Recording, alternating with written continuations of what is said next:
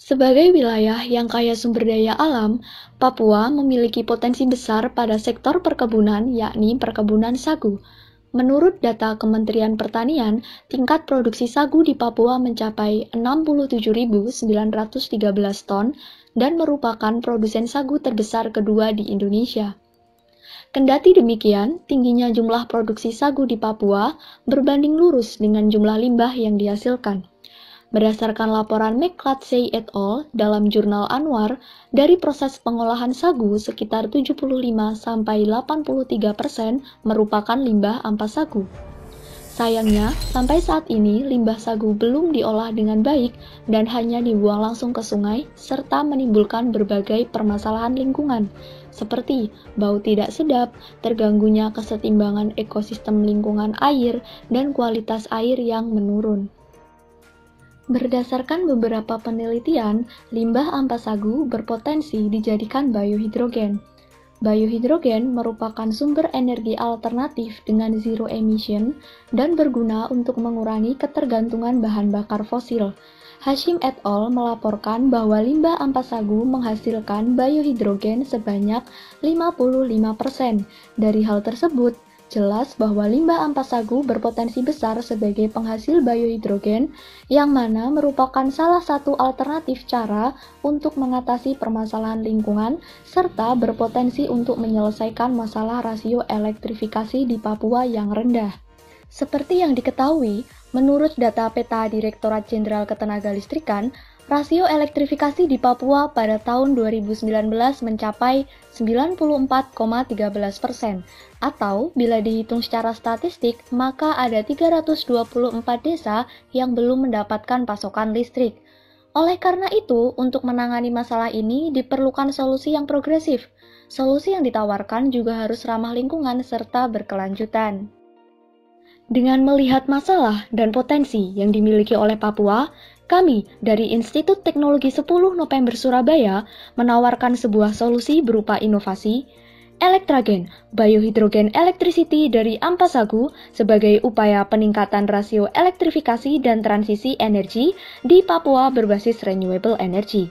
Adapun tim kami diketuai oleh Sekar Rajeng Oktaviana dan beranggotakan Deden Eko Wiono serta Priya Saputra. Tim kami bekerja atas bimbingan dan arahan Dr. Afan Hamzah ST. Adapun rumusan masalah dalam penelitian ini adalah bagaimana rancangan desain dan mekanisme kerja dari Electragen sebagai pembangkit listrik berbasis limbah ampas sagu. Bagaimana analisis kelayakan pengaplikasian dari Electragen sebagai pembangkit listrik berbasis limbah ampas sagu dari segi kekuatan bahan dan ekonomi. Dan yang terakhir, bagaimana Electragen dapat berperan dalam pembangunan berkelanjutan atau Sustainable Development Goals. Dengan tujuan menghasilkan sebuah rancangan desain dan mekanisme kerja dari Electragen sebagai pembangkit listrik berbasis limbah ampas sagu, menganalisis kelayakan pengaplikasian dari Electragen sebagai pembangkit listrik berbasis limbah ampas sagu dari segi kekuatan bahan dan ekonomi, dan yang terakhir, memberi kontribusi Electragen dalam pembangunan berkelanjutan atau Sustainable Development Goals. Penelitian ini menggunakan metode deskriptif kuantitatif dengan menggunakan 3 tahap pendekatan penelitian yang dilakukan, yakni tahap studi literatur menggunakan metode meta-analisis, perancangan desain dan simulasi menggunakan SolidWorks, dan analisis ekonomi dengan teknik cost and benefit analysis. Adapun kerangka berpikir dalam penelitian ini diawali dengan identifikasi masalah, studi literatur, perancangan desain dan simulasi Electragen, kemudian dilanjutkan dengan pengujian simulasi. Apabila hasil pengujian telah sesuai, maka akan dilanjutkan dengan analisis data dan pembahasan, analisis ekonomi, dan diakhiri dengan pembuatan laporan. Electragen merupakan rangkaian sistem untuk memproduksi biohidrogen berbasis limbah ampas sagu yang kemudian akan digunakan sebagai bahan bakar generator fuel cell untuk mengubah menjadi energi listrik dan dialirkan ke rumah warga.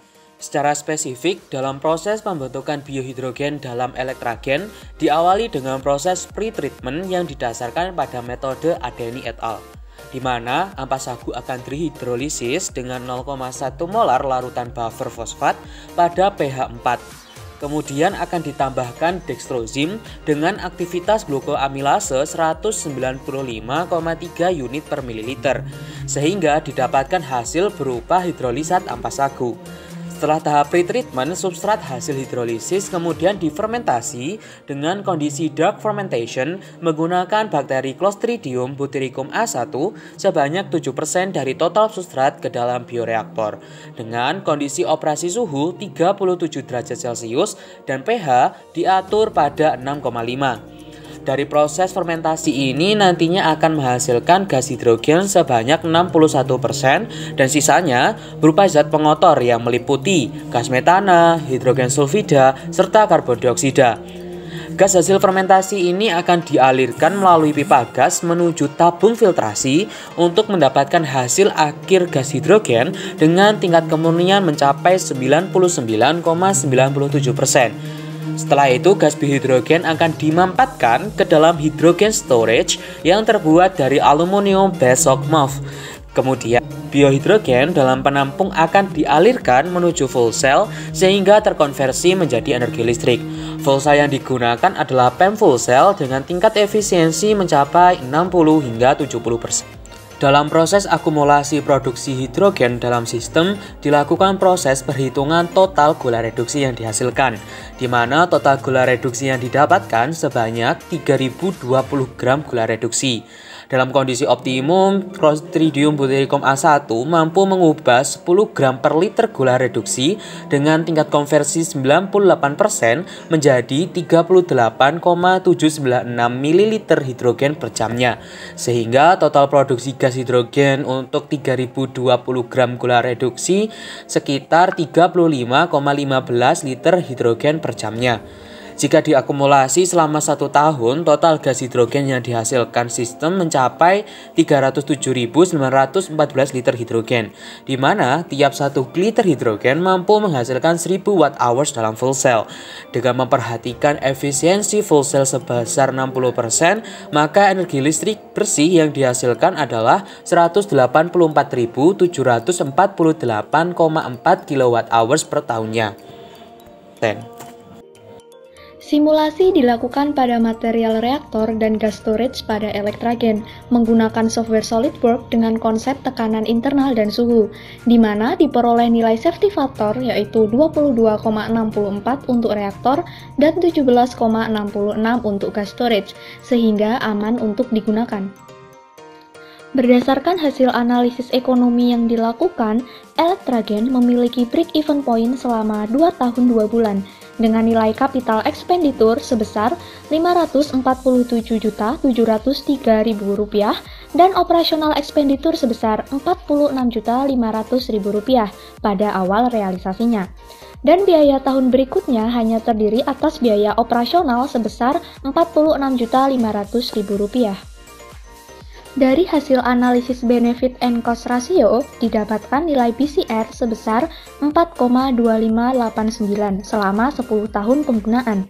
Nilai BCR di atas 1,00 menandakan bahwa benefit yang dihasilkan dari produk Electragen jauh lebih besar daripada cost yang dikeluarkan. Adapun peran Electragen dalam mendukung terwujudnya Sustainable Development Goals atau SDGs 2030 adalah menjawab Goal 7, yaitu energi bersih dan terjangkau, serta Goal 13, yaitu penanganan perubahan iklim. Adapun kesimpulan dari penelitian ini adalah, limbah ampas sagu dapat dikonversi menjadi energi terbarukan berupa biohidrogen melalui rangkaian sistem Electragen dengan perolehan gas biohidrogen mencapai 35,15 liter per jam dan akumulasi listrik mencapai 184.748,5 kWh per tahun. Material yang digunakan dalam komponen Electragen telah memenuhi standar dengan nilai safety factor 17,66 untuk gas storage dan 22,64 untuk bioreaktor.